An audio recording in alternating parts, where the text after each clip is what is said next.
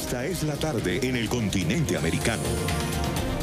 Cuando anochece en Europa y amanece en Asia, así cae la tarde en el continente americano y transcurre la noche y el amanecer en el resto del mundo.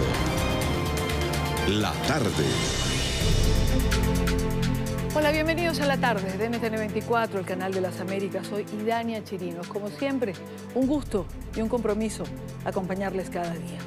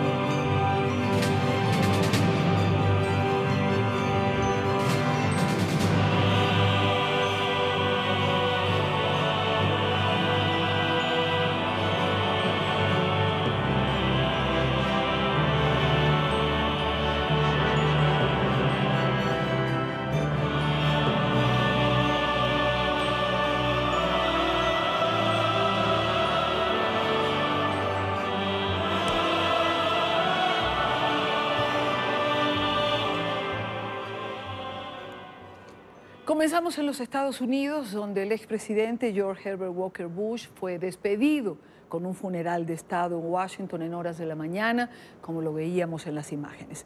Una caravana con honores acompañó el cuerpo del mandatario número 41 de la Unión Americana hasta la Catedral Nacional de la capital estadounidense. Los restos del exmandatario permanecieron en Capilla Ardiente del Capitolio, recordemos, durante 2 días, para que los ciudadanos pudieran acercarse a dar sus respetos y condolencias. A la ceremonia asistieron el presidente Donald Trump y los 4 exmandatarios vivos de la Unión: Carter, Bush hijo, Clinton y Obama. A esta hora, el féretro con los restos mortales viaja de nuevo a Houston para ser sepultado el día de mañana. Emiliana Molina estuvo allí y tiene un reporte. Emiliana, buena tarde para ti. Quiero morir joven, pero lo más tarde posible. Hola, ¿qué tal? Muy buenas tardes. Con estas fueron las palabras con las que inició George Bush hijo el panegírico en honor a su padre, o el discurso en honor a la memoria de su padre, en esta ceremonia en la Catedral Nacional en la capital de Estados Unidos. Bush hijo asegura que estas eran las palabras que solía decir Bush padre a menudo ante sus familiares. También dice que la memoria de su padre continuará viva no solo entre sus familiares, sino también en sus colegas. Esto debido a la decena de cartas que Bush padre solía enviarle a todos, agradeciendo no solo por sus trabajos, sino por su amistad. Así culminan 3 días entonces en la capital estadounidense de ceremonias en honor al presidente número 41 aquí en Estados Unidos. El último adiós al hombre que dirigió la nación durante el fin de la Guerra Fría, George Herbert Walker Bush. En el Día de Luto Nacional en su honor, la jornada inició cuando una caravana transportó el féretro del expresidente desde el Capitolio hasta la Catedral Nacional de Washington. Las calles estuvieron abarrotadas de personas en ambos costados. Durante el traslado se rindieron honores militares. El cuerpo de Bush padre permaneció en Capilla Ardiente desde este lunes hasta hoy para que los ciudadanos presentaran sus respetos. El presidente número 41 de la nación falleció a los 94 años el pasado viernes. Los expresidentes Jimmy Carter, Bill Clinton y Barack Obama coincidieron con el actual mandatario Donald Trump para presenciar el funeral de Estado. George Walker Bush, hijo del fallecido presidente, ofreció unas palabras en honor a su padre. Mi padre solía decir algo, y es que quería morir joven, pero asimismo, lo más tarde posible. Cuando se escriban los libros de historia dirán que George H.W. Bush fue un gran presidente de los Estados Unidos, diplomático de inigualable habilidad, con un logro formidable y un caballero que cumplió los deberes de su cargo con dignidad. Otras personalidades del mundo político también asistieron a la ceremonia. Entre los dignatarios que asisten al funeral se encuentran el príncipe Carlos de Gran Bretaña, la canciller alemana Angela Merkel y Lech Walesa, expresidente de Polonia y Premio Nobel de Paz. Finalmente, el cuerpo del expresidente será sepultado en la Biblioteca y Museo Presidencial Bush en la Universidad de Texas A&M, en College Station, junto a su esposa Bárbara, quien falleció en abril pasado. Al tratarse de un día de duelo nacional decretado por Trump, el gobierno federal y Wall Street estarán cerrados. Los votos en el Congreso, así como los debates en la Corte Suprema, han sido cancelados. Bush padre, como era conocido, será recordado como una figura que superó las líneas partidistas de un país que hoy se encuentra dividido. Durante estos servicios fúnebres, los más cercanos a Bush padre contaron sus historias favoritas de este exmandatario. Entre estas, una de ellas fue precisamente cuando falleció su hija Robin, de tan solo 3 años de edad, por leucemia.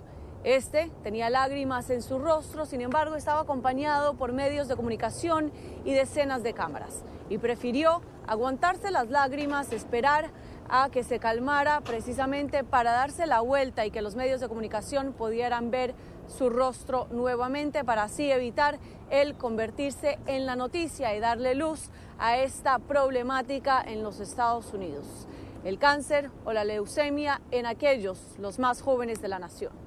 Esta fue tan solo una de las decenas de historias que contaron los más cercanos a Bush padre, y con esto culminaron 3 días de ceremonia en honor a su memoria aquí en la capital estadounidense, donde ahora está rumbo a Texas para recibir otra ceremonia aún más privada con sus familiares y donde será posteriormente enterrado con su esposa y con su hija Robin.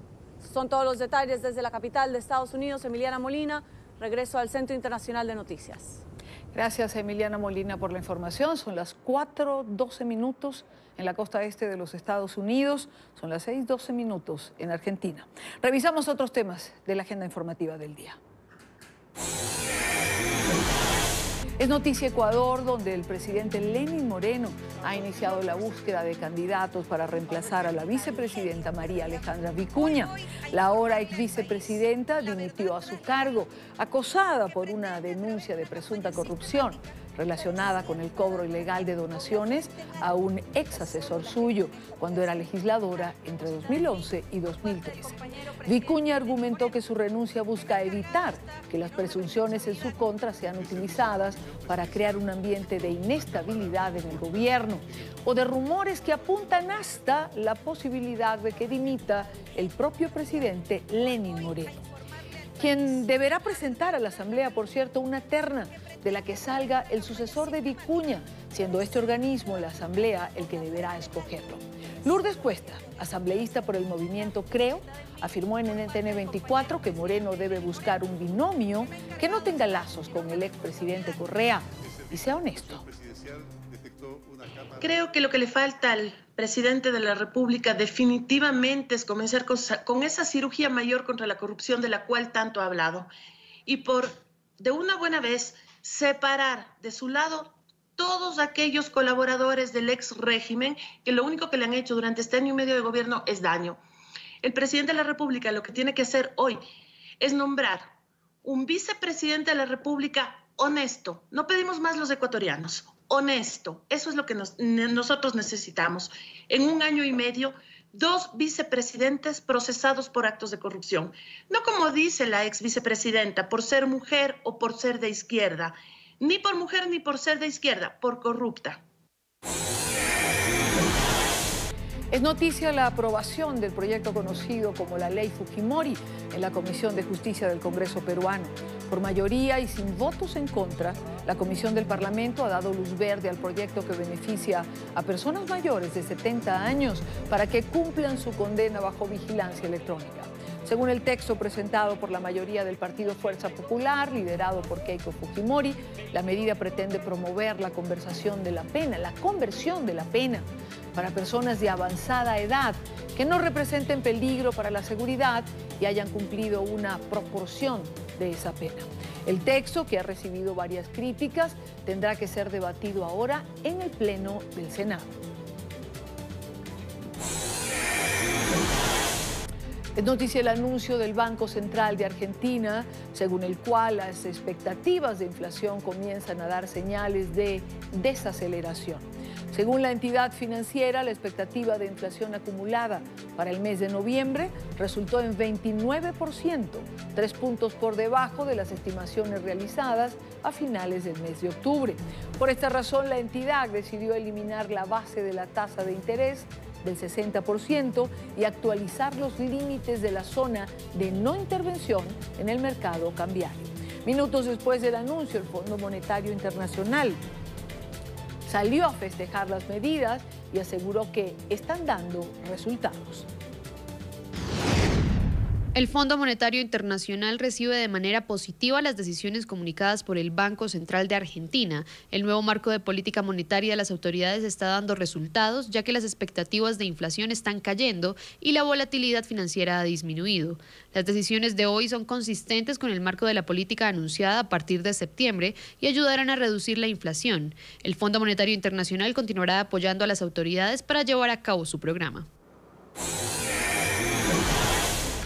El Tribunal Supremo Electoral de Bolivia también ha dado luz verde a la repostulación del presidente Evo Morales, quien aspira a un cuarto mandato. Al igual que el Tribunal Plurinacional, contraviene el resultado del referendo del 21 de febrero de 2016. Como acto de protesta, varias organizaciones se manifestaron frente al edificio del TSJ y encendieron velas, asegurando que la democracia boliviana está de luto. Para la oposición, la democracia quedó herida de muerte después de habilitar la candidatura del actual binomio presidencial. Juan Evo Morales Aymar, candidato a la presidencia. Álvaro Marcelo García Linera, candidato a la vicepresidencia. Está con nosotros a esta hora. Quiero saludar a Carlos Sánchez Berzaín, director del Instituto Interamericano para la Democracia, politólogo, autor del libro Las dos Américas, Democracia y Dictadura. Señor Berzaín, bienvenido, buena tarde. Encantado, un gran saludo a usted y a su importante audiencia. Yo comenzaría preguntándole, ¿está herida de muerte, como señala la oposición, la democracia en Bolivia? Bueno, yo creo que más que eso, la oposición está siendo generosa porque eso es parte de su sobrevivencia. La democracia está muerta en Bolivia desde hace rato y está muerta desde el momento en que Evo Morales, el año 2009, suplantó la Constitución de la República de Bolivia, hizo desaparecer a la República y creó un Estado plurinacional. Y a partir de eso, mediante sucesivos golpes de Estado, concentró todo el poder en sí mismo. Evo Morales controla hoy día el poder ejecutivo, el legislativo, el judicial, el poder electoral que él ha creado, porque antes era un órgano, controla las Fuerzas Armadas, la policía, igualito que en Venezuela, que en Nicaragua o en Cuba, porque es el mismo modelo. Y lo que ha sucedido ayer con el Tribunal Supremo Electoral, que es un órgano dependiente de Evo Morales, es nada más la constatación de que en Bolivia no hay división e independencia de poderes y no hay Estado de Derecho, por lo tanto no hay democracia. Ahora, la pregunta es, ¿cómo se defienden los pueblos de este tipo de gobernantes que finalmente van cambiando la estructura democrática a su conveniencia, van cambiando las leyes como si fuera un traje a la medida, dejando relegado al pueblo, cuando además lo usan para decir que la voz del pueblo es la voz de Dios, como decía Chávez. Pero la voz del pueblo en Bolivia dijo no en el referéndum del 2016.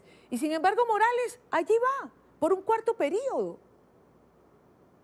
Bueno, Morales está repitiendo lo que hizo Chávez el 2007 y el 2009.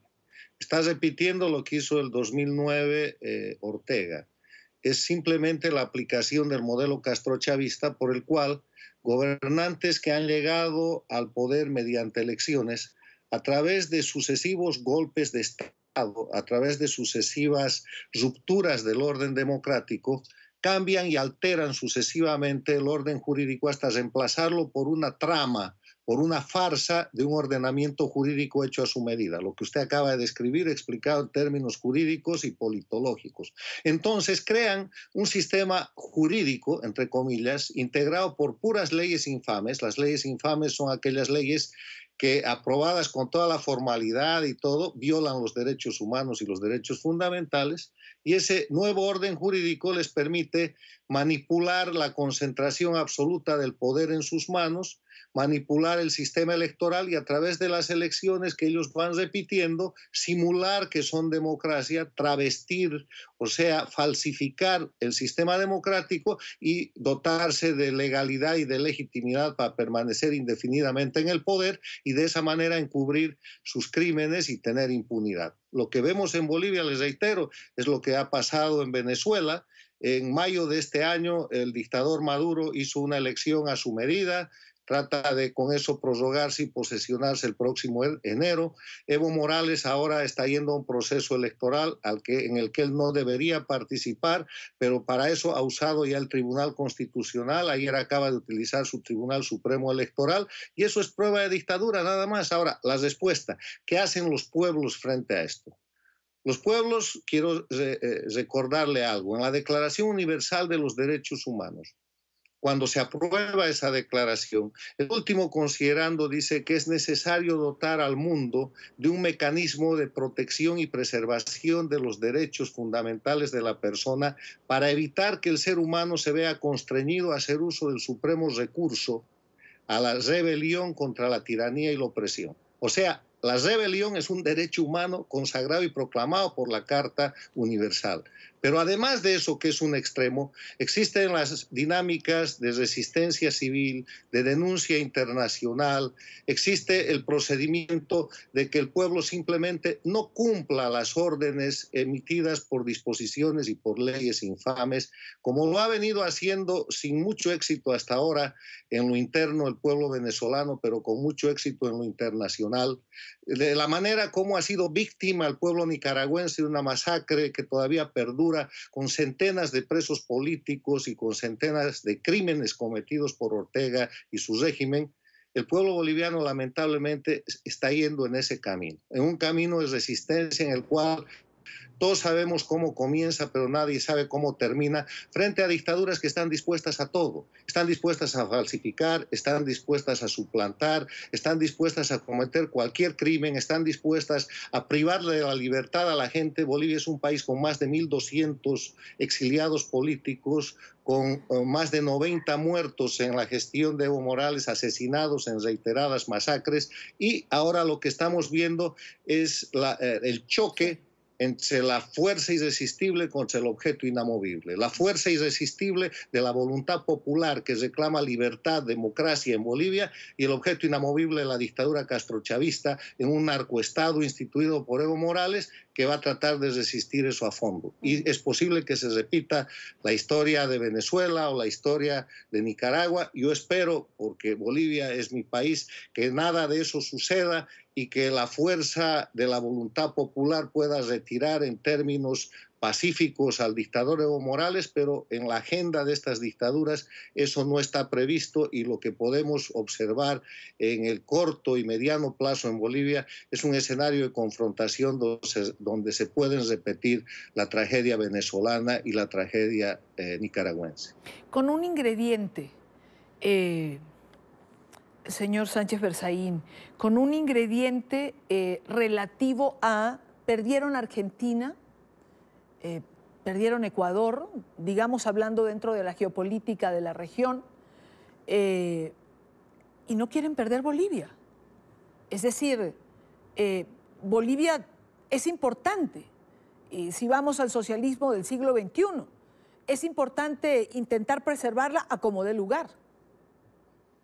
Bueno, el socialismo del siglo XXI, hoy día llamado castrochavismo, no es otra cosa que la expansión de la dictadura castrista que estaba en crisis el año 99 y que se repotencia con el dinero que le lleva Chávez.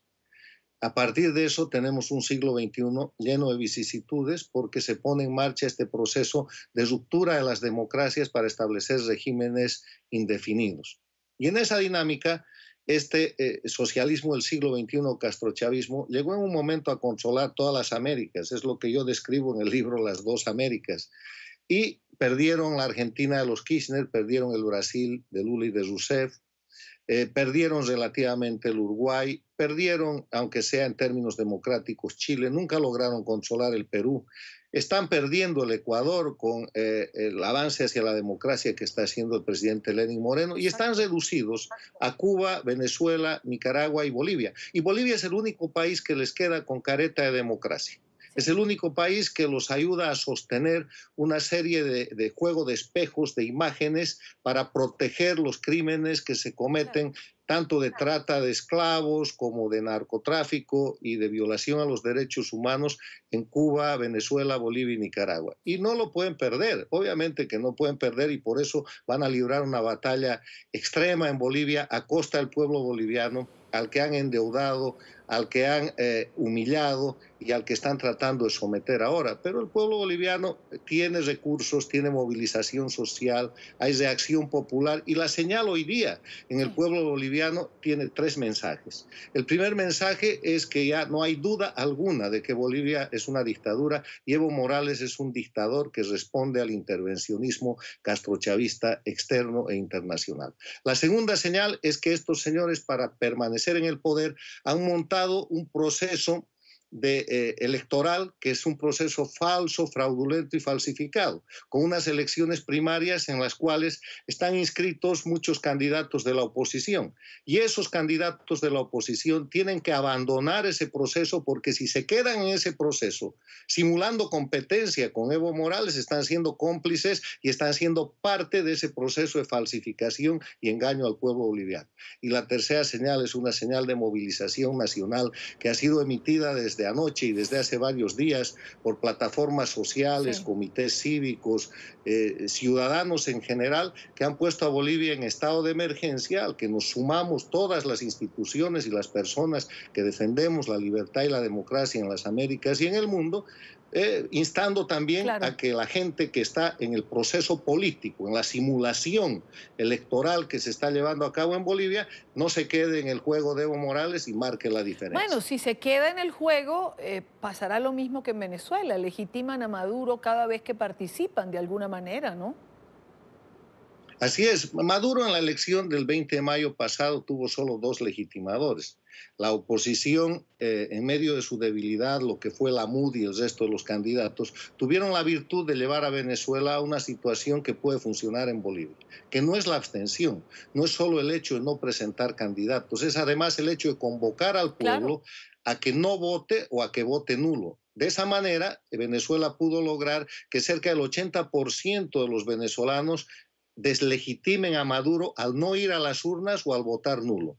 En Bolivia se puede hacer lo mismo, yo creo que se debería hacer lo mismo. Además de retirar los candidatos que no pueden ser cómplices de un proceso en el que está participando un no candidato, un Evo Morales que no puede ser elegido, un simulador, un falsificador de la voluntad popular, un individuo que no cumple con el mandato del referéndum del 21 de febrero de 2016. Además de eso, el pueblo se tendrá que movilizar para no votar o para votar nulo y de esa manera, cuando se presente el resultado electoral de esa simulación de la dictadura, tengamos un Evo Morales absolutamente ilegitimado que cuando vaya a tomar posesión de esa nueva repetición del fraude le pase lo que le está pasando ahora a Maduro, que por anuncio, por ejemplo, del canciller chileno ayer, no va a ser reconocido a partir del 10 de enero del próximo año, porque la elección de mayo pasado en Venezuela fue una falsificación. Así es, pues quiero agradecer a Carlos Sánchez Berzaín, director del Instituto Interamericano para la Democracia. Muchísimas gracias por estar con nosotros. Buena tarde para usted. Encantado, gracias. Es la realidad de Bolivia, que por cierto mañana ha convocado a un paro y a una gran marcha nacional. Son las 5:28 minutos en Caracas, Venezuela. Aún nos queda algo más en la agenda informativa. La Guardia Civil en España logró desarticular una red internacional de narcotráfico que tenía su base en Bélgica y conexiones en España, Colombia y Ecuador. En el operativo fueron incautados más de 1.200 kilos de cocaína. En Madrid, Marcelo Moncayo tiene el reporte. Hola, ¿qué tal? Un cordial saludo para todos ustedes. Desde Madrid, amigos televidentes, la Guardia Civil Española informó los resultados del operativo Brocade Fraternity. Este operativo logró la captura de más de 26 personas responsables de traer alrededor de 1.250 kilos de cocaína desde Ecuador. La Guardia Civil Española dio un nuevo golpe a la delincuencia internacional en el marco del operativo Brocade Fraternity. Los agentes españoles, en colaboración con la Agencia Tributaria y la Policía Federal de Bélgica, detuvieron a 26 personas que serían las responsables del transporte de más de 1.250 kilos de cocaína procedentes de Ecuador hasta los puertos de Algeciras y Amberes en España. 800 kilos de esta droga venían ocultos dentro de 5 contenedores en el interior de troncos perfectamente vaciados para hacer espacio al estupefaciente, situación que pudo determinarse inicialmente gracias a los rayos X. Según las investigaciones que han continuado, luego de esta captura se ha podido determinar que esta red internacional de narcotraficantes tenía su base en Bélgica, con conexiones en países como España, Holanda, Ecuador y Colombia. Y en estos momentos las investigaciones continúan para determinar si este grupo de delincuentes que tenía su base en Bélgica tenía otras conexiones con narcotraficantes sudamericanos y europeos. Este es el informe Marcelo Moncayo, NTN 24, Madrid. Gracias, Marcelo, gracias por la información. Hacemos la primera pausa en la tarde de hoy. Recuerde seguir nuestras cuentas en Twitter, se las dejo en pantalla con información en tiempo real, las cuentas del canal y mi cuenta @idaniachininos. Al regreso, el video revelador que mostró la patrulla fronteriza de Texas, en el que se ve a unos padres migrantes centroamericanos lanzando a sus 3 hijos a través de la falla fronteriza entre México y los Estados Unidos. Regresamos con esto y más. Continuamos con La Tarde.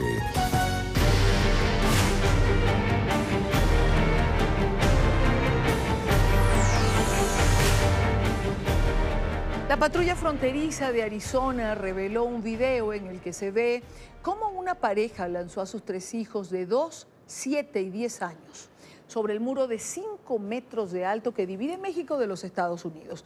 Uno de los menores resultó herido. Los padres y los 3 niños fueron detenidos. La escena se repite con más frecuencia tras la llegada de miles de migrantes centroamericanos a la frontera. Mientras tanto, en los albergues continúan las quejas de los migrantes que denuncian malas condiciones de salubridad. Por ello se han habilitado nuevos espacios para un mayor control de la situación. Vamos a Tijuana con Jorge Nieto, periodista de nuestra cadena aliada Imagen Televisión. Jorge. ¿Qué tal, amigos de NTN 24? Me encuentro en el albergue El Barretal, donde se encuentra buena parte de la comunidad de la caravana migrante. Y bueno, las cosas aquí ya se ven un poco diferentes. Las personas están más organizadas, tienen otro tipo de actividades para realizar. Hay donativos, las casas de campaña, como las pueden ver a mi espalda, siguen siendo numerosas, pero no en el número que teníamos anteriormente. De este lado les quiero mostrar también cómo es que se han organizado también para servir café, los donativos, galletas, que las personas tengan un desayuno y ropa caliente, ya que se avecina en estos próximos días. Hay pronóstico de lluvias fuertes para el día de mañana y el descenso de la temperatura. El ánimo de la gente, bueno, muchos de ellos han decidido ya quedarse a residir en Baja California, quedarse en México, ya que han encontrado que es pues mucho mejor que vivir en Honduras o regresar a su lugar de origen. Unos cuantos siguen pensando en la posibilidad de ir hacia los Estados Unidos, pero ya muchos de ellos están viendo este lugar, esta ciudad como su nuevo hogar. Aseguran que hay mucho trabajo y lo hay. Tijuana es una ciudad que se ha construido con migrantes y que seguramente podrá absorber a esta población una vez que regularicen sus trámites ante el Instituto Nacional de Migración. Eso es lo que se vive en este momento. Regresamos con ustedes al estudio. A esta hora nos acompaña Gabriel Pérez Duperú. Él es investigador adscrito a la Secretaría Académica del Colegio de Frontera, que acaban justamente de hacer un estudio en relación a a la migración y a lo que se está presentando. Tratar de darle otra visión. Bienvenido, buena tarde. Gracias por acompañarnos. Al contrario, muchas gracias a ustedes por la invitación. Yo quisiera comenzar preguntando, ¿cómo definimos las caravanas de migrantes que pareciera no se detienen? Pues en primer momento habría que señalar que no son tanto un problema las caravanas. Las caravanas son un fenómeno, son la manifestación de condiciones estructurales en los países de origen, en específico en países de Centroamérica como Guatemala, Honduras, El Salvador. Son una manifestación de problemáticas estructurales a nivel global que requieren atención inmediata de parte de todos los estados. ¿Cómo las consecuencias que generan las caravanas de migrantes en los puntos fronterizos, es decir, ¿por qué no hay una solución a corto y mediano plazo para estas consecuencias? Es decir, si no es un problema, si las caravanas lo definimos como un fenómeno, ¿por qué no se aplica una solución a la consecuencia que generan? Las caravanas, desde que ingresaron a territorio mexicano, que cabe mencionar que esta no ha sido la única caravana. México ha sido escenario de otras caravanas en el pasado. Existe, por ejemplo, las movilizaciones de madres que están en búsqueda de sus familiares que son desaparecidos en territorio mexicano, que se desconoce su paradero por diferentes problemáticas. También hay movilizaciones, caravanas con características religiosas, como son los viacrucis, que realizan también poblaciones centroamericanas a través del territorio mexicano y que son acompañadas por iglesias, sobre todo por las iglesias católicas. Esta caravana en particular lo que ha puesto de manifiesto es tanto las características de las personas, de la población migrante, las características de por qué salen de los territorios en Centroamérica y que eso algunos activistas han llamado a estas caravanas como un éxodo, como una salida masiva de poblaciones desde Centroamérica. Evidentemente, desde que ingresaron a territorio mexicano esta última caravana, pues hubo una manifestación de las capacidades institucionales de los tres niveles de gobierno, desde el municipal, estatal y el gobierno federal. Las imágenes que circularon por todas las redes sociales, por muchos medios de comunicación, lo que expusieron es que el Estado se está viendo rebasado en sus capacidades para gestionar los flujos migratorios. En efecto, al llegar esta caravana a la ciudad de Tijuana, lo que ha puesto nuevamente de manifiesto es que los estados aún no han logrado desarrollar una política migratoria integral, transversal, que cuente con participación de distintas instituciones de gobierno, de los distintos niveles de gobierno y organizaciones de la sociedad civil. En efecto, es un fenómeno que pone de manifiesto la necesidad y la urgencia por tener capacidades de gestión migratoria y una política migratoria estatal con capacidades para gestionar estos flujos. Si tomamos en cuenta lo que deja esta caravana, las razones por las cuales se migra según el testimonio de los propios migrantes: inseguridad, falta de condiciones de vida, buscar nuevas oportunidades. Las condiciones de los países donde se origina no van a cambiar, es decir, van a seguir las mismas razones que los expulsan, por lo menos a corto plazo.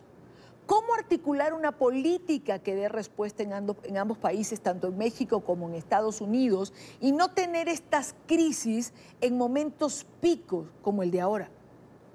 Lo que haría falta en el caso de México es fortalecer el marco legal, fortalecer a las instituciones y ampliar las opciones, porque las hay, pero ampliarlas un poco más, las opciones para recibir de manera temporal o humanitaria a casos de nacionales centroamericanos. Ahora, otro punto álgido que está poniendo de manifiesto este fenómeno de las caravanas es la xenofobia. ¿Cómo combatir reacciones de este tipo como las que se presentaron en Tijuana, por ejemplo? Es importante la difusión de información y la producción de información objetiva, veraz y realista. Es necesario que los distintos, no únicamente los centros de investigación, las universidades, organizaciones de la sociedad civil que también hacen un trabajo muy fuerte para generar información que combata la discriminación, que combata la xenofobia. También es importante que las autoridades gubernamentales se sumen a este esfuerzo. No contribuyen o contribuyen muy poco a algunas declaraciones realizadas por autoridades en puestos de gobierno municipal, de gobierno estatal u otros funcionarios que difunden discursos, que difunden señalamientos acerca de las características o las condiciones de estos flujos migratorios. Lo que hace falta es que haya una estrategia nacional de todos los actores involucrados para difundir información objetiva acerca de las poblaciones. Es necesario que los países de tránsito, en específico México en este caso, conozca lo que está ocurriendo en Centroamérica, que se conozca las condiciones de esta población. Se habla, en las redes sociales también son un buen aliado en términos de difundir información, pero también ocurre el caso contrario. Las redes sociales también se han convertido en un actor o en un espacio que difunde información equivocada, un espacio que difunde imágenes, que difunde discursos que no contribuyen a la protección de las personas.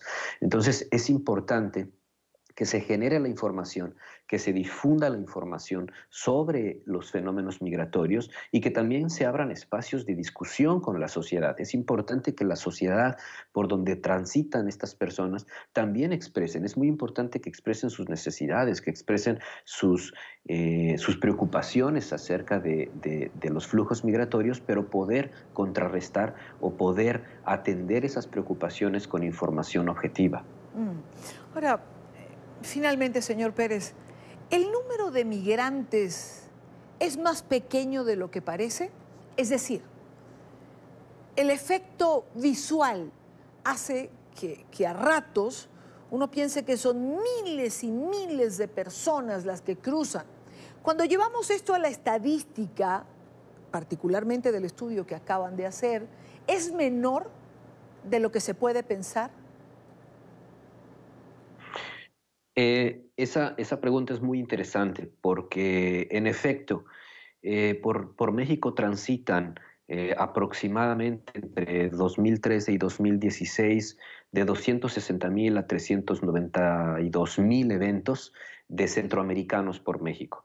El monto, si se habla así, aislado de una situación regional o de una situación global, pues parece ser una gran cantidad de personas que transitan por territorio.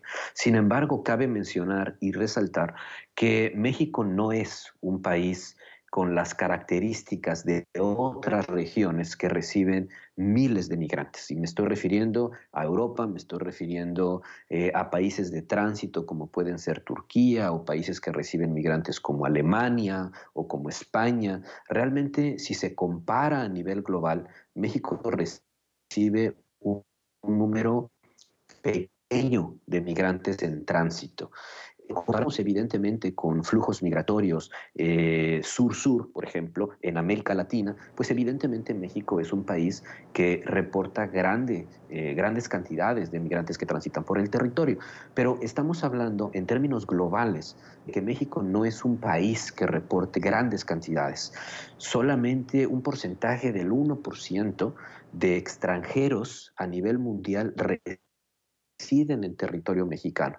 Y es evidente que una problema discutido en diferentes foros y en las redes sociales es que México está recibiendo éxodos, está recibiendo flujos masivos de migrantes, y eso no es del todo cierto. Realmente tenemos una proporción pequeña de migrantes que ingresan y que permanecen en territorio mexicano. Entonces, eso no quita que estemos frente a un reto regional, un reto que involucra un corredor migratorio Centroamérica, México y Estados Unidos, y que tiene que atenderse. Claro. Pues quiero agradecer a Gabriel Pérez Duperó, investigador adscrito a la Secretaría Académica del Colegio de Fronteras, por estar en NTN 24. Buena tarde para usted. Muchas gracias a ustedes. Son las 4:50 en la costa este de los Estados Unidos. Las autoridades de Costa Rica confirmaron que fue hallado el cuerpo de la turista venezolana que se encontraba desaparecida desde el pasado 28 de noviembre en territorio costarricense. Informaron además acerca de la captura de un ciudadano nicaragüense como el principal sospechoso del posible asesinato. Carla Estefaniak llegó al país procedente de los Estados Unidos para pasar unos días de vacaciones, pero nunca regresó. En Florida, Paola Serna tiene la información. Paola. Así es, muy buenas tardes. Una noticia lamentable para esta familia venezolana radicada en Florida, quienes esperaban el pasado 28 de noviembre que su hija Carla Estefaniak, de 36 años, regresara de unas vacaciones en las cuales pasó celebrando en Costa Rica. Sin embargo, la mujer nunca llegó al aeropuerto y fue desde ahí que comenzaron esta búsqueda para tratar de dar con su paradero. El padre de la mujer viajó a Costa Rica, donde logró identificar el cuerpo de su hija y dio el anuncio la madrugada de este miércoles. Las autoridades costarricenses han dicho también que detuvieron al principal sospechoso de este homicidio y encontraron el cuerpo justo en la parte trasera del lugar donde Carla se había hospedado utilizando el servicio de Airbnb. El cuerpo de la persona fallecida, que en principio corresponde al de Carla Estefaniak, falleció como consecuencia de lesiones recibidas con arma blanca en cuello y extremidades superiores. Tiene 32 años de edad, es de nacionalidad nicaragüense, está en nuestro país, en principio tiene una condición migratoria irregular y estaba vinculado para con el hotel en la ejecución de actividades de vigilancia y seguridad.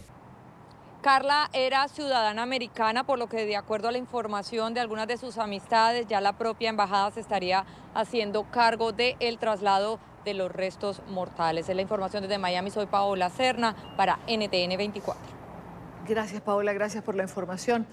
Y en otro orden de ideas, si Estados Unidos fabrica misiles de medio y corto alcance, Rusia también lo hará. Así lo advirtió el presidente Vladimir Putin.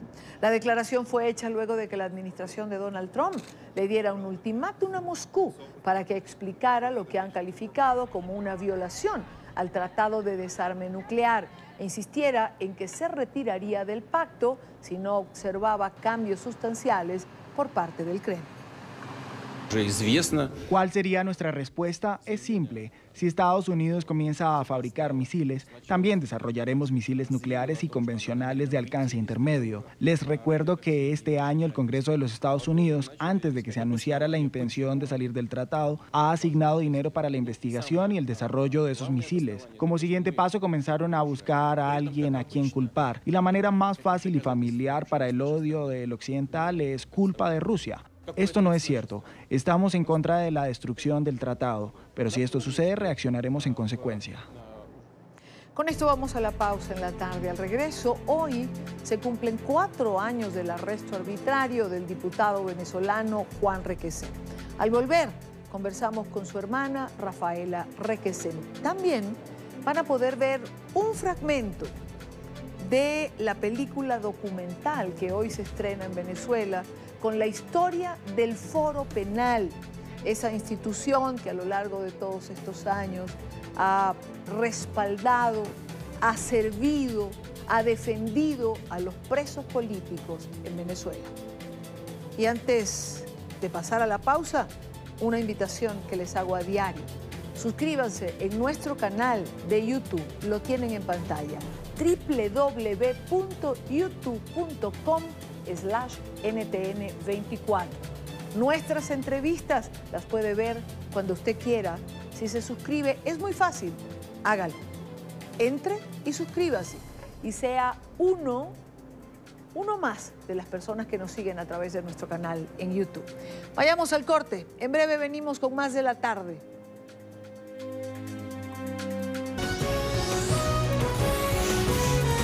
Continuamos con La Tarde.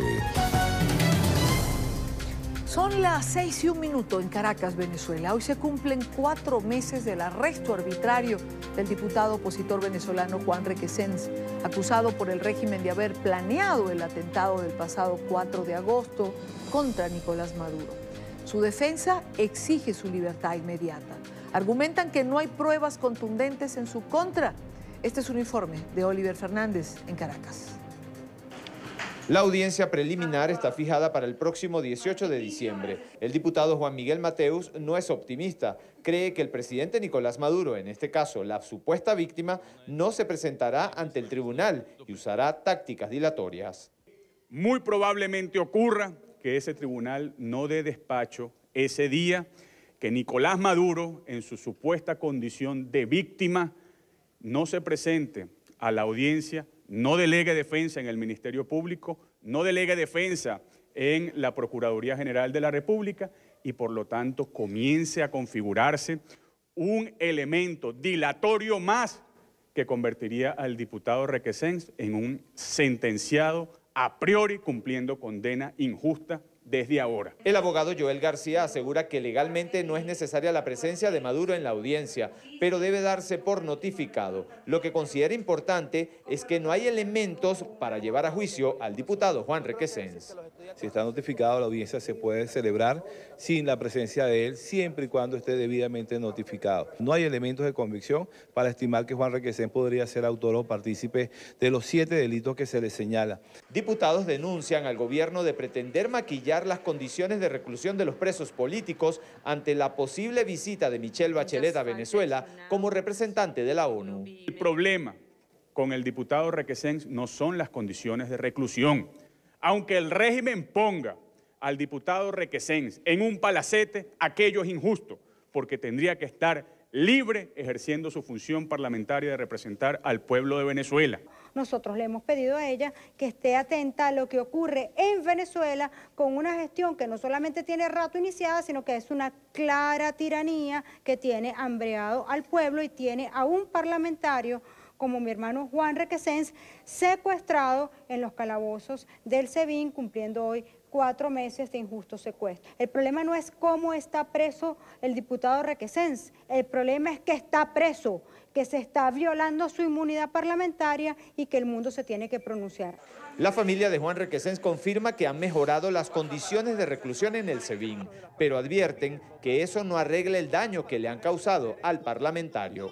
No con ello se quiera tapar la aberración jurídica y la violación de los derechos humanos y los tratos crueles e inhumanos a cual fue sometido Juan, que eso está a nivel de la Corte Penal Internacional y que eso no prescribe. Representantes de la Comisión de Política Interior de la Asamblea Nacional exigieron la excarcelación de las 402 personas que se encuentran tras las rejas por razones políticas. Es la información que manejamos desde Caracas y con ella los invitamos a que continúen con más de la tarde. Quiero darle la bienvenida al programa a Rafaela Requesens, hermana de Juan Requesens. Rafaela, bienvenida. Buena tarde, hoy se están cumpliendo 4 meses de la detención de tu hermano.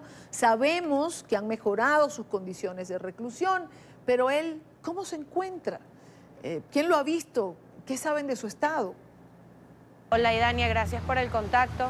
Si bien hoy son 120 días, hoy son 4 meses que Juan se encuentra secuestrado por luchar y por buscar la libertad y la democracia de Venezuela. El viernes pasado tuve la oportunidad de verlo por primera vez desde el día del secuestro y lo que puedo decir es que no es el mismo Juan de antes. Este Juan es un Juan mucho más fuerte, un Juan mucho más centrado y que me dio muchísima fuerza para continuar. Está muy bien moralmente, tiene sus principios y valores todavía presentes y todavía tiene presente ese sentimiento de lucha que me lo transmitió y me mandó a transmitírselo a todos los venezolanos. Pero Juan, a pesar de que buscaron callar su voz, a pesar de que está detrás de una celda, a pesar que ha tenido problemas de salud, que tiene problemas dentro de la celda, con una tubería de aguas negras rota, Juan sigue fuerte y Juan sigue dispuesto a seguir luchando y hacer lo que sea necesario, incluso dentro del SEBIN, para lograr la libertad de Venezuela.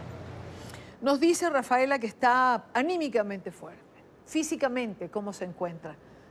Recuerdo que hace poco fue trasladado a un servicio de salud por un problema dental que tenía. Juan físicamente, gracias a Dios, se encuentra bien.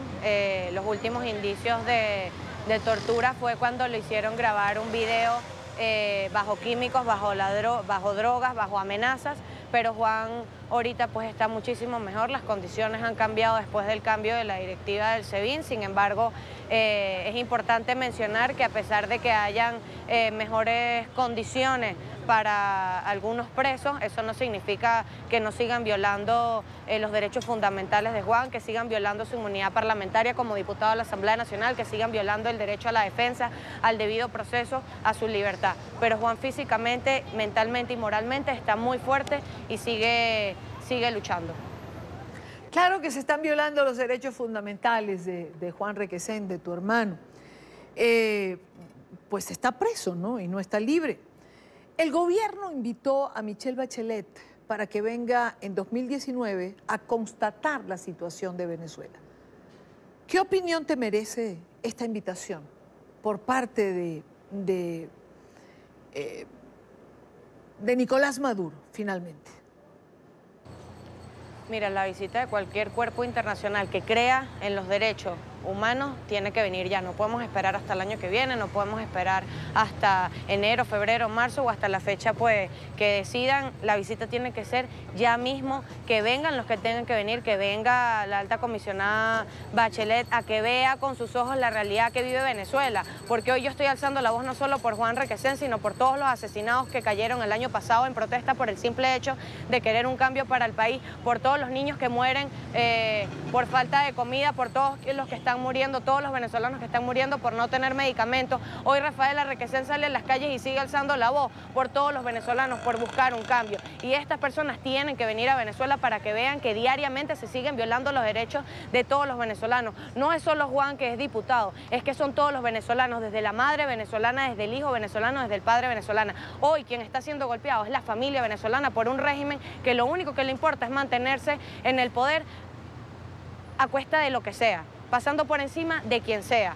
Y yo tuve la oportunidad de hacer una gira internacional donde fui a Estados Unidos, a España y a Praga, buscando una mediación humanitaria, buscando esa intervención de que los países tienen que venir a Venezuela a ver lo que está sucediendo aquí y que se pronuncien sobre las violaciones de derechos humanos hacia toda Venezuela. ¿Cómo percibiste, a propósito de tu gira, estuviste aquí, además, antes de irte, cómo percibiste durante esa gira la postura de la comunidad internacional? Recientemente vimos un acto de rechazo en el Congreso mexicano el día de la toma de posesión de López Obrador. Se acerca también el 10 de enero, cuando se supone que Maduro va a juramentarse para un nuevo periodo. Y que va a ser desconocido por una cantidad de países, por lo menos así se anuncia, ¿no? Mira, con quienes tuve la oportunidad de reunirme en las distintas instituciones, los diplomáticos, organizaciones de derechos humanos, están al tanto de lo que ocurre en Venezuela, se han pronunciado, incluso están haciendo un seguimiento, están documentando lo que sucede en Venezuela, pero lo que les pedimos es que no nos abandonen. La comunidad internacional está al tanto de lo que pasa aquí y está al tanto también de que enero es una fecha fundamental, el 10 de enero, como lo acabas de mencionar, pero que no nos abandonen. Ellos están respaldando al pueblo venezolano y bueno, obviamente, como he dicho en oportunidades anteriores, Maduro gastó millones de dólares en lobby internacional que al día de hoy no le sirvió para nada porque toda la comunidad internacional está respaldando al pueblo venezolano y yo creo que el llamado a la comunidad internacional es que sigan pronunciándose y sigan dando esos mensajes como pasó en México, gritando dictador a Nicolás Maduro. Pero la comunidad internacional nos está apoyando, la comunidad internacional está al tanto y así como ellos están luchando, buscando la libertad y la democracia de Venezuela, nosotros aquí desde Venezuela tenemos que seguir luchando y alzando la voz por la democracia y la libertad. Rafaela, se acerca Navidad, es una fecha sensible, es una fecha particular, uno aspiraría y esperaría la liberación de todos los presos. ¿Qué piden al gobierno? Es decir, ¿esto puede ser factible en medio de esta festividad? Mira, de pedir no, son exigencias que uno tiene que hacer, que le competen como presidente hasta el 10 de enero, pero no pediría algo por Juan. Yo creo que lo que les diría es que se sienten a tratar de pensar y vean que lo que está sucediendo ahorita no es algo contra la oposición, esto es algo que están haciendo contra el pueblo venezolano, y que piensen qué le dirían a sus nietos y a sus hijos cuando les pregunten qué estuvieron haciendo cuando Venezuela pasó por la peor crisis de su historia, que piensen que le van a responder a ellos, porque hoy posiblemente estén sentados con los bolsillos llenos de dinero y las manos llenas de sangre, pero mañana van a tener que responderle a esos niños, a sus nietos, qué hicieron mientras una madre enterraba a su hijo en manos de ellos, qué hicieron cuando cientos de familias no pudieron ver o vieron las violaciones a sus familiares que estuvieron presos, y qué hicieron cuando los niños estuvieron comiendo en la basura. Eso es lo único que yo les diría, que se sienten a pensar y a reflexionar qué le dirían ellos a sus nietos. Quiero dar las gracias a Rafaela Requesens, hermana de Juan Requesens. Gracias por haber estado con nosotros. No, gracias a ti. Buena tarde, Rafaela. Son las 6:11 minutos. Por novena semana seguida, defensores, son las 6:11 minutos en Caracas, Venezuela. Por novena semana seguida, defensores de los derechos humanos y familiares de presos políticos han protestado frente a la sede de la representación de la Organización de Naciones Unidas allí en Caracas, exigiendo la visita de Michelle Bachelet para constatar la crisis en el país. Señalan que debe realizarse iniciando el próximo año, pues la situación es tan grave en Venezuela que ya no da para más. Este es un informe de Luis Laya en la capital de Venezuela. Porque no solamente persigue a la oposición y encarcela a los líderes que hoy están presos y en el exilio, sino que además hace genocidio de Estado, terrorismo de Estado, matando a los que protestaron en las calles por vivir una Venezuela libre y democrática. Nuevamente y por novena semana reiteraron la importancia de la visita de Michelle Bachelet para buscar soluciones a la crisis del país. Indicaron que los derechos humanos siguen en colapso. Hoy la gente sufre, hoy la gente no come, no tiene agua en sus casas, no le llega la luz ni el gas, y eso duele, y nosotros lo vemos en las comunidades.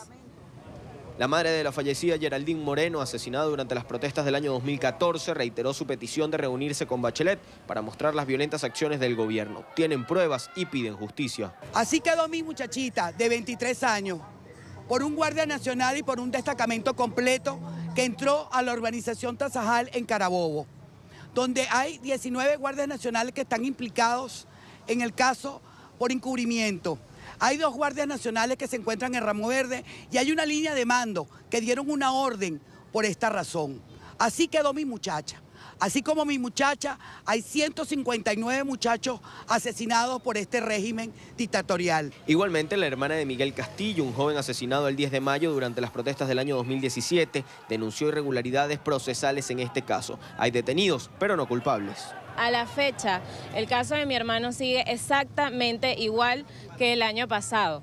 Existe un retardo procesal, el cual no nos han querido ni siquiera entregar los nombres de los funcionarios de la Guardia Nacional que estaban ese día. Exigen que la alta comisionada de los derechos humanos de la ONU evalúe la impunidad que existe en el país. Señalan que a pesar de que algunos organismos hacen como si resuelven, no hay culpables para la mayoría de estos homicidios. Nosotros, familiares de presos políticos, nosotros, familiares de caídos en las protestas porque los asesinaron, no vamos a descansar y no vamos a dejar de venir a la ONU hasta que nos digan en qué fecha entra la alta comisionada a Venezuela. Y no solamente saber qué viene, sino conocer su agenda. Los líderes de la ONG Todos por la Libertad indicaron que plantearán una ruta de visita para Michelle Bachelet. Señalaron que para esto se comunicarán con todos los defensores de derechos humanos y con distintas ONGs que hacen vida en el país para que sea la visita más plural posible. Desde Caracas, Venezuela, para la tarde de NTN 24, Luis Alejandro Laya. Y hoy se estrenó en Venezuela la película documental titulada Que se haga justicia, la historia del Foro Penal. Una ONG que ya cuenta con más de 4.000 activistas y ha representado a 10.000 víctimas de la represión del régimen venezolano. Quiero compartir un fragmento de este documental y vamos a conversar a posteriori con Alfredo Romero, director ejecutivo del foro.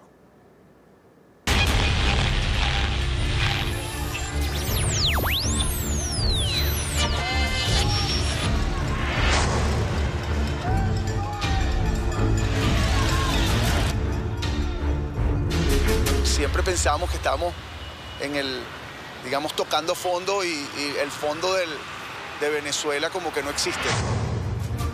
Fue algo que nunca imaginé.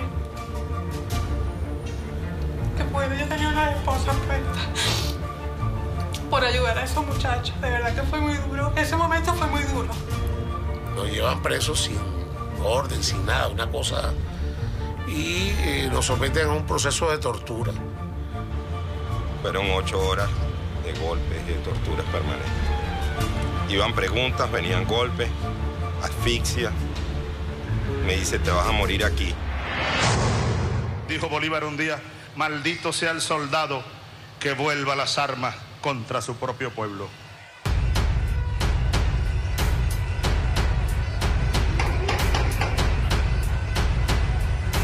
Este comienzo con los derechos humanos nunca fue planificado, ¿no? Sino fue básicamente casualidad, coincidencia o consecuencia más bien de lo que venía ocurriendo en el país. Me llamó por teléfono, nos dijo que no se iba a venir, porque iba el día siguiente por una marcha.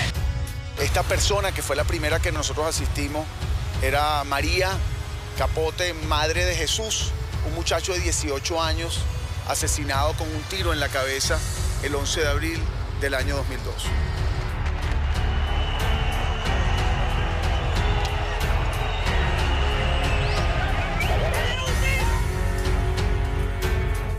Yo soy abogado especialista en ciencias penales y criminológicas. Yo trabajaba en el tema de las prisiones, daba clases en el Instituto Universitario Nacional de Estudios Penitenciarios. Era un tema, el de los derechos humanos en las cárceles, que a mí me llamaba mucho la atención. En el año 2002, cuando se producen los eventos tristísimos de abril de 2002, un grupo de personas sin conocernos, y algunos sí, viejos conocidos, empezamos un poco a reflexionar sobre si ese país que se nos estaba mostrando en ese momento era el país que queríamos, no solo para nosotros, sino eventualmente para nuestros hijos, para nuestro futuro, ¿no? Y en medio de la desesperanza, la sed de justicia se fue abriendo espacios en lo que muy pronto se habría de conocer como el Foro Penal. Se constituye otra ONG que se llamó Foro Penal Venezolano, de manera tal que al final del día se dio como una fusión de las dos ONG, de Vive y del Foro Penal Venezolano. Fuimos la primera institución, el primer grupo que fue al Tribunal Penal Internacional de La Haya a denunciar allí que en Venezuela se estaban cometiendo crímenes de lesa humanidad. Fui detenido y el Foro Penal y personas del Foro Penal pues lucharon por mi libertad. A partir de allí fui llamado por una gran amiga y luchadora conocida como Mama Liz para formar parte de los defensores activos del Foro Penal.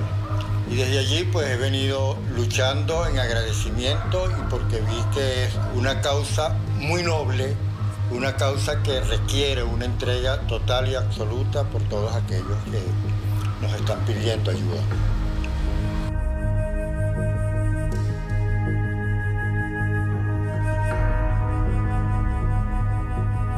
Tenemos abogados que trabajan a nivel nacional, se evalúa el caso a ver si en efecto corresponde o no ese caso a una detención arbitraria, una violación a los derechos humanos, y en el caso de que corresponda, como lamentablemente es usual, pues nuestros abogados de todo el país brindan gratuitamente a quien lo solicite la asistencia debida. Y por eso es que el Foro Penal ha venido creciendo ya no como más de 200 abogados en el país, sino más 3.776 activistas voluntarios.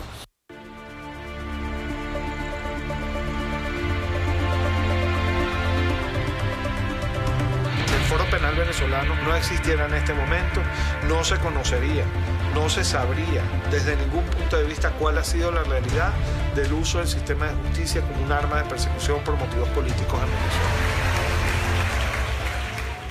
Para hablar de este documental nos acompaña Alfredo Romero, director ejecutivo del Foro Penal. Alfredo, bienvenido, buena tarde para ti.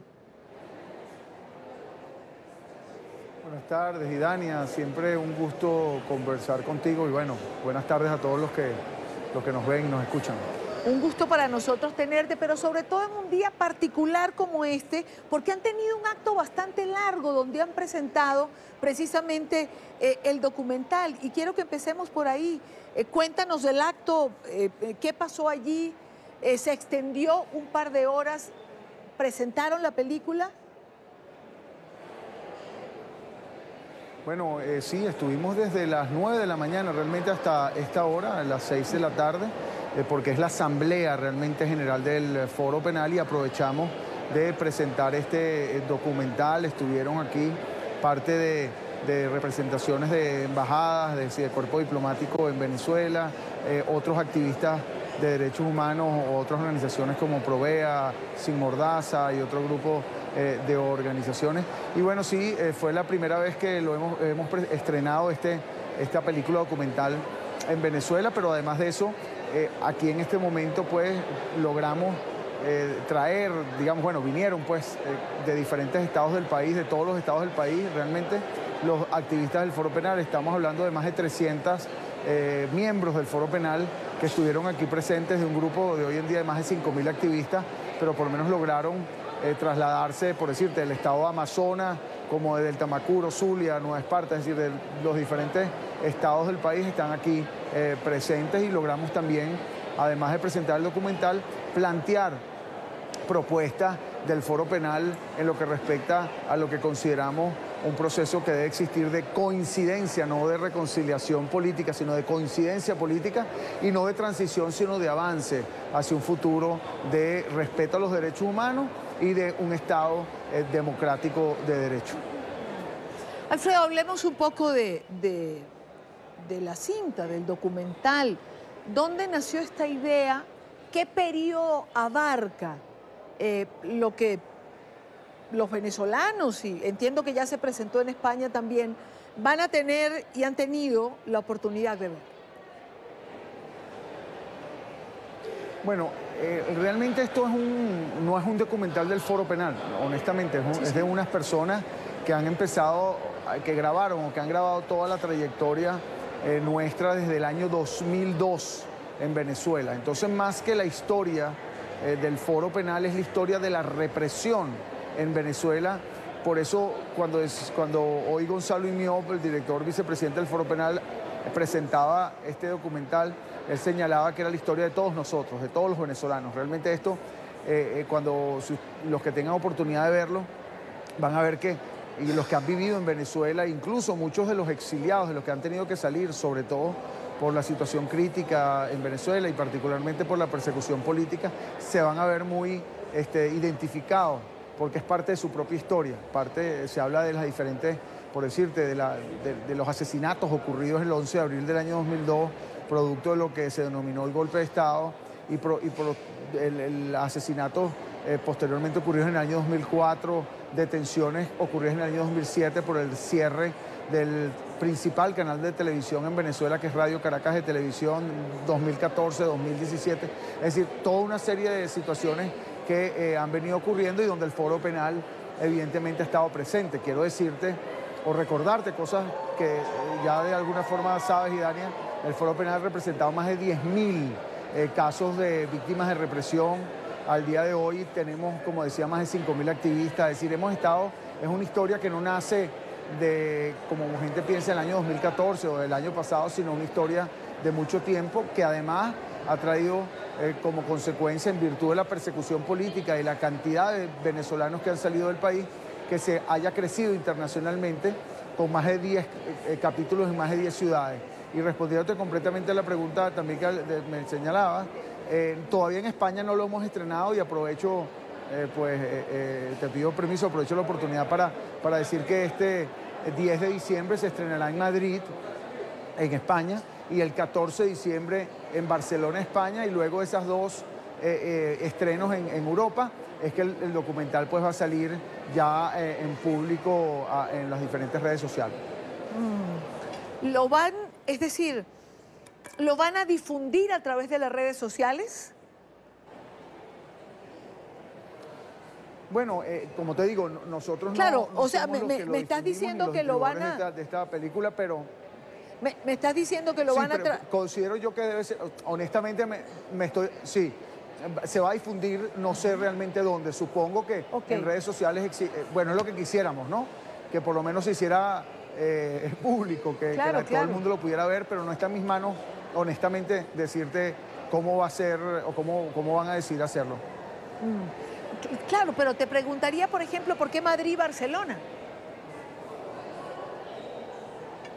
Bueno, honestamente se está presentando por ahora lo que nosotros pedimos es que se presentara en los diferentes capítulos donde nosotros tenemos representación en diferentes ciudades. Entonces los capítulos de alguna manera sirven para integrar a los venezolanos presentándole esta historia nuestra y que es la historia de lo que ellos están viviendo también allá del capítulo, por ejemplo, de Madrid y de Barcelona. Hasta ahora se ha presentado en solamente donde hay capítulos representativos del Foro Penal. Se presentó ya en Miami, se presentó en Nueva York, se presentará en Madrid, se presenta en Barcelona y básicamente donde están los capítulos más grandes del Foro Penal. Los capítulos más grandes, donde hay mayor cantidad de gente y donde hay mucho más trabajo, son precisamente en Madrid y en Miami. Tú señalas que es la historia, lo sé además, porque la historia del Foro Penal es la historia de la represión en Venezuela. En el fragmento que pudimos ver y que compartí con nuestra teleaudiencia, veo que es más, acabo de ver a Vasco da Costa, que está preso en este momento. Creo que toda esta historia, pero solo vi 4 o 5 minutos, se reconstruyó con ese testimonio de quienes son familiares de víctimas, víctimas en sí mismas también, a lo largo de todos estos años, Alfredo. Sí, bueno, sí, precisamente es que el documental se enfoca, y digo casualmente porque es insólito, pero casualmente se enfoca en 3 casos, realmente en 4 casos. En el caso de Lisbeth Áñez, conocida como Malí, una activista de derechos humanos que pertenece al Foro Penal y que estuvo presa y hoy liberada, y Vasco da Costa y José Luis Santamaría, que se fue grabando su testimonio, lo que ellos vivieron, y casualmente y lamentablemente volvieron a ser detenidos y al día de hoy son nuevamente presos políticos. Esa es la historia de lo que hemos denominado el efecto puerta giratoria en Venezuela.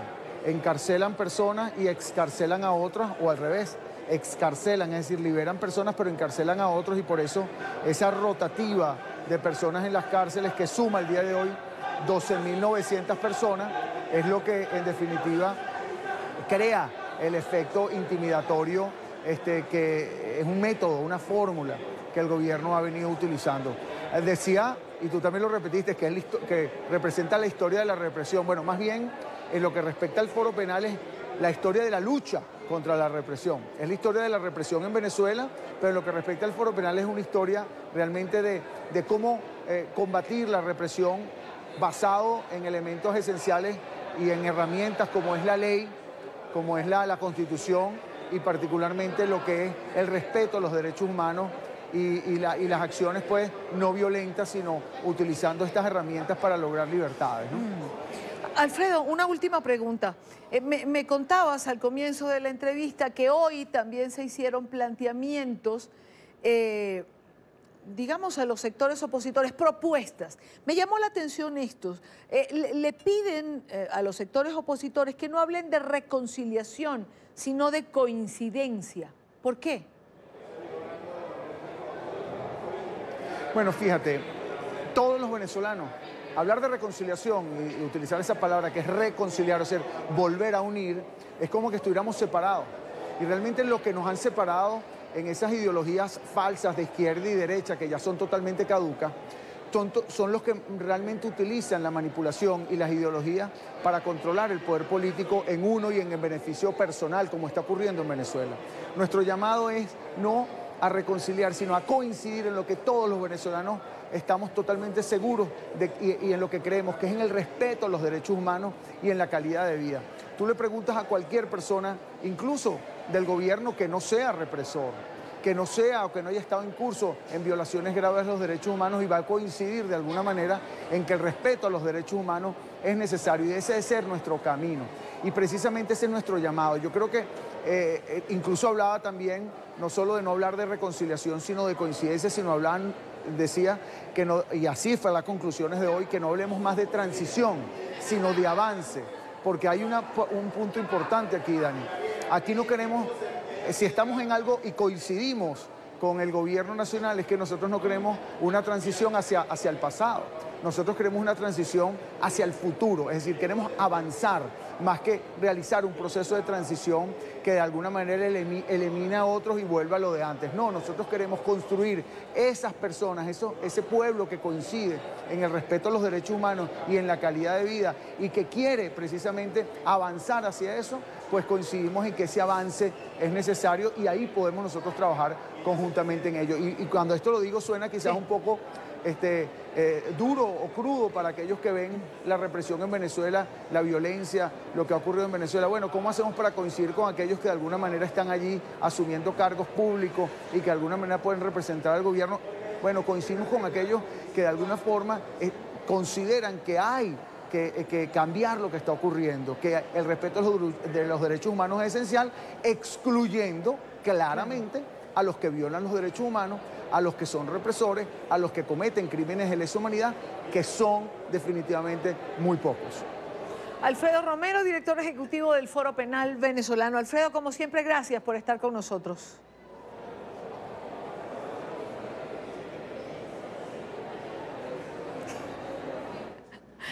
Alfredo, acaba de terminar esta asamblea donde, como Alfredo nos contaba, se reunieron, digamos, todos los miembros del Foro Penal, lograron congregarlos en Caracas. Acaba justo de terminar, está en un pasillo allí del Centro Cultural Chacao, un espacio en la capital de Venezuela, en Caracas, en el municipio Chacao, y evidentemente no está escuchando bien. Creo que hizo un gran esfuerzo por oír mis preguntas. Con esto vamos a la pausa en la tarde. Regresamos en breve con más información y en minutos están por llegar, nos dicen, los restos del expresidente George Bush, padre, a Texas, donde mañana va a hacer o a recibir sepultura. Al regreso vamos a conversar, vamos a tener la oportunidad de conversar con el senador republicano Marco Rubio. Un par de minutos, algunas preguntas tenemos para el senador. Evidentemente conversaremos sobre la trascendencia y el legado de George Bush. Ya venimos.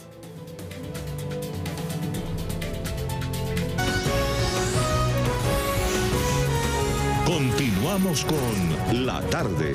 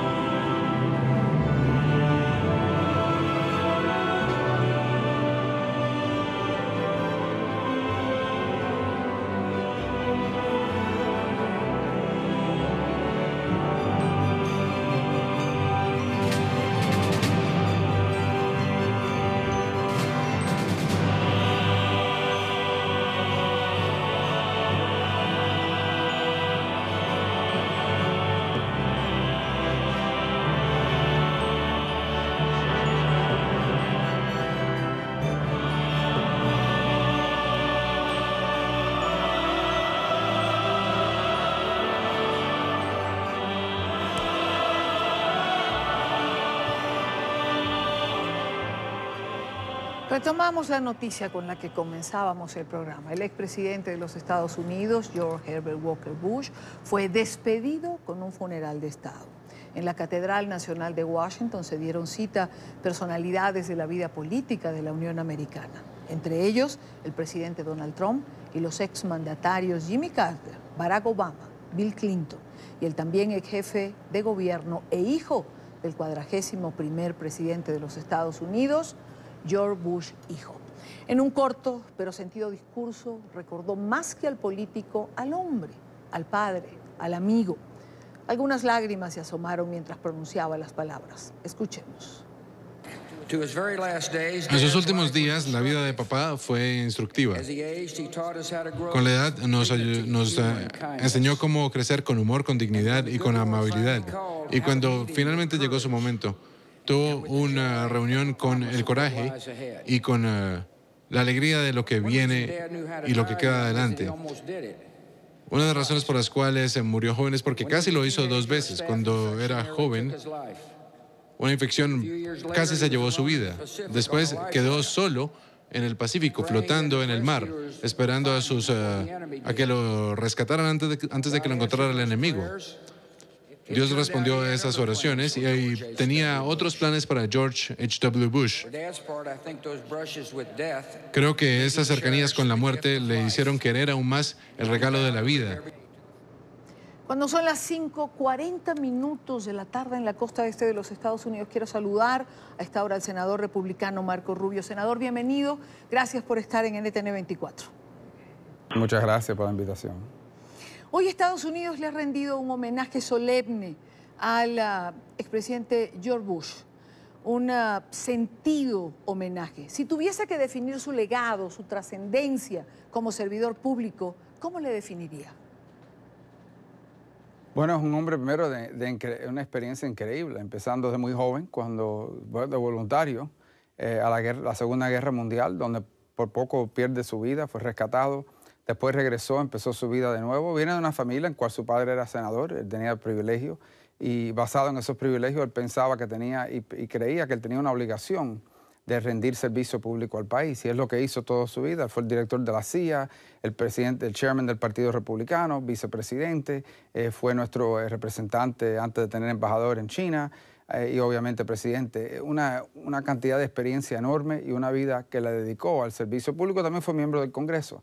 Y toda una serie de experiencias y también una persona de una dignidad increíble, también una persona que trataba bien a todo el mundo. Yo no lo conocía bien personalmente, pero escuchamos hoy en lo que se celebró que testimonios de lo que sí los conocían y creo que eso todo es consistente de lo que sabemos de este gran individuo que hemos perdido. Senador, si bien no le conocía como usted hubiese querido, entiendo que cuando le tocó votar por primera vez, lo hizo precisamente por George Bush padre. Sí, correcto. En el año 92, porque las elecciones del 88, yo todavía tenía 17 años, en el 92 había cumplido ya edad, y fue la primera persona que yo voté a favor de él para la presidencia. Y cuando él perdió eso, pues obviamente fue un cambio de generación en el país. Bill Clinton fue el primer presidente desde la Segunda Guerra Mundial que no había servido en la Segunda Guerra Mundial de Estados Unidos. Pero después de eso, por los años que siguieron, él siguió rindiéndole servicio al país. Me acuerdo cuando los huracanes afectaron tanto a New Orleans, que él junto al presidente Clinton se dedicaron a recaudar fondos, a ayudar a las personas damnificadas.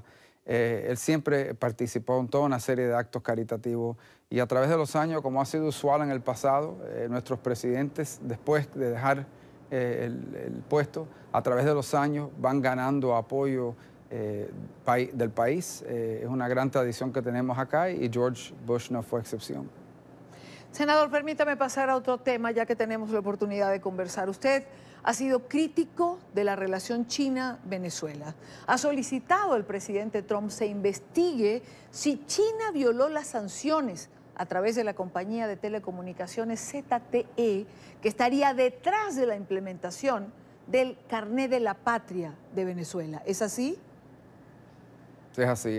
Mira, sabemos lo siguiente. ZTE está abajo en una época en que ZTE no podía vender productos en Estados Unidos por violar las leyes nuestras y por ayudar a evadir sanciones de parte de otros países. Entonces ellos entraron en un arreglo con el gobierno norteamericano de poder abrir de nuevo bajo varias condiciones. Yo no estaba a favor de eso, yo pensaba que no se debía permitir actuar en nuestro país, pero bueno, eso es lo que firmó la administración. Y ahora, si ellos de verdad le han entregado tecnología que está utilizando el gobierno, el régimen de Maduro, para oprimir el pueblo, eso viola las sanciones que tiene Estados Unidos contra ese régimen. Y está entonces violando también, sin duda, el arreglo que tiene CTE con el gobierno norteamericano en su conducta comercial. Así que eso se debe investigar y si realmente han violado ese arreglo, deben entonces sufrir las consecuencias, es perder acceso al mercado norteamericano. ¿Pudiera estar China ayudando a Nicolás Maduro, al régimen en Venezuela, a establecer control sobre sus ciudadanos a través del carné de la patria? Bueno, yo creo que China más que nada le interesa tener acceso a un mercado que tiene petróleo. Ellos, en este momento, el gobierno de Maduro le debe muchísimo dinero, le están pagando con petróleo, se han atrasado en esos pagos y obviamente yo creo que los chinos han concluido que si otro gobierno toma, le van a pagar menos. Ellos están buscando la manera de salvar ese régimen, no simplemente por razones ideológicas, sino por razones económicas. Yo sí creo que la relación entre Venezuela y Rusia, o entre Maduro y Rusia, que hoy en día se encuentra Maduro en Rusia, si no me equivoco, es distinta. Sí. Yo sí creo que eso es una relación basada en que Rusia quiere proyectar poder en este hemisferio y quiere poder amenazar a Estados Unidos en nuestros intereses en este hemisferio. En el caso de los chinos, yo creo que lo que les interesa más que nada es ganar dinero, tener acceso a un mercado y que le pagan lo que ya le deben. Es un interés distinto, pero igual en términos de que siga apoyando ese régimen. Senador, una última pregunta. ¿Qué mensaje envía el recién posesionado presidente de México, Andrés Manuel López Obrador, cuando invita, recibe, agradece la presencia de Nicolás Maduro en su toma de posesión? Bueno, una cosa que hay que entender es la tradición mexicana ha sido desde siempre no intervenir o opinar sobre las cosas que están ocurriendo en otros países. Y yo creo que es una posición que por varios años ahora, bajo la administración previa, habían cambiado y fueron una de las voces más fuertes. Se sabía que al ganar la nueva administración, el nuevo presidente se iba a cambiar. Yo no creo que él sea alguien, yo no he visto, ¿no? Alguien que simpatice con Maduro, pero sí creo que es alguien que ha decidido retornar a esa tradición de la política exterior de México de no interferir en los asuntos de otros países. Lo que yo le diría, ¿no? Como aliados que somos al gobierno mexicano, es que el impacto que tiene Venezuela, más allá de Venezuela, está amenazando a Chile, a Perú, a Brasil y obviamente a Colombia con esta crisis migratoria que ha creado y que eventualmente puede impactar a México también. Así que es una amenaza regional, no simplemente una amenaza al pueblo de Venezuela. Y quiero que piensen de esa manera y espero que a través de los meses, mientras que más países de la región se empiezan a manifestar de esta manera, que hay posibilidad de que México, que esta administración de México considere de nuevo esa posición que han tomado en términos de no opinar sobre la naturaleza de este régimen. Quiero agradecer al senador Marco Rubio, al senador republicano Marco Rubio, por estar estos minutos con nosotros en NTN 24. Buenas tardes, senador. Muchas gracias. Gracias a usted, de nuevo. Son me dicen que 4:49 en Houston, Texas, y está por aterrizar, eso es lo que nos están diciendo. Allí va el avión presidencial que ha trasladado los restos del expresidente George Bush desde Washington hasta Houston, Texas, donde mañana va a recibir sepultura. Para ir al corte los dejo con esas imágenes y regresamos en minutos. Continuamos con La Tarde. Ya en la última parte del programa hablemos un poco de Navidad, porque con su llegada, la histórica juguetería Fao Schwarz, cercana al Rockefeller Center, recordada por su aparición en películas como Mi Pobre Angelito 2, por ejemplo, ha reabierto sus puertas 3 años después de su cierre. La compañía busca adaptarse a los nuevos mercados. A 3 años de su cierre, la emblemática juguetería F.A.O. Schwarz reabrió sus puertas en Nueva York para satisfacción de nostálgicos y turistas de la Gran Manzana. Ubicado cerca del tradicional árbol de Navidad gigante del Rockefeller Center, la tienda tiene una superficie 3 veces menor a la anterior, cerrada en 2015. El local fue inmortalizado en las películas Mi Pobre Angelito 2 y en Quisiera Ser Grande, en la escena en que Tom Hanks juega con el icónico piano gigante. Esta tienda tiene juguetes muy especiales y un arreglo muy especial de los juguetes. Parece mágico y caro. El grupo F.A.O. Schwarz, fundado en 1862, se adapta a los nuevos tiempos, apostando más al comercio digital y racionando los gastos en su versión física. En la sucursal de Manhattan, los niños pueden ver trucos de magia, comprar un certificado de adopción de una muñeca o participar en la concepción de su propio oso de peluche. La tienda apuesta a los sitios instagramiables para que los visitantes publiquen sus fotos en las redes sociales y contrató a la modelo Gigi Hadid, con 45 millones de seguidores en Instagram, para el diseño de los uniformes de los soldados que custodian la entrada al local. La clave de esta tienda es la experiencia. No tienes la misma sensación cuando entras a la tienda que la que tendrías sentado en tu casa en la web. El contexto es beneficioso para el grupo tras la reciente bancarrota de su rival y expropietario, Toys R Us. Es una juguetería icónica. Si usted tiene pensado ir a Nueva York en estos días de Navidad, no puede perderse, acercarse a esta juguetería porque es lo más impactante que tendrá la oportunidad de ver. Y la reina Isabel II también ha dado la bienvenida a la Navidad. Este video, compartido a través de la cuenta oficial de la familia real, muestra las decoraciones decembrinas en el Palacio de Buckingham. 3 altos árboles de Navidad de más de 4 metros de altura se han colocado en el salón de mármol del palacio, adornados con cientos de luces blancas y decoraciones con terciopelo rojo y coronas de oro. Estos árboles navideños se cultivaron en el Gran Parque de Windsor y se transportaron al Palacio de Buckingham a principios de mes. La publicación está acompañada con la leyenda: es oficialmente Navidad en el Palacio de Buckingham.